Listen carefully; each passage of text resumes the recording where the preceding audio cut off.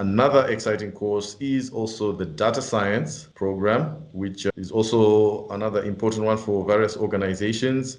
We also now refer to data as king, right? So we need to be able to analyze that data. So your data science practitioners will be learning about introduction to data science and data analysis, because we can learn about this data, how it can be structured into a meaningful visual model that we can actually get decisions from it and make inferences from that data.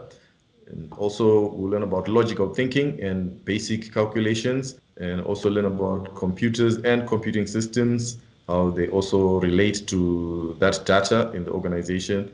Also computing theory. This is basically the core of it, where you are actually understanding how to visualize that data in various tools that we can use. I'm sure some in Excel already use some data analytics, pivot tables and charts and graphs. It's basically viewing that data so that you can get a sense of what the data is telling us, the story that it tells us. Other tools, like Tableau or Power BI, I'm sure some have heard of those that are used for data visualization, and those are some of the tools that your data science practitioner will be making use of. And another knowledge module includes data science and data analysis, as well as data visualization using those tools that I've just mentioned.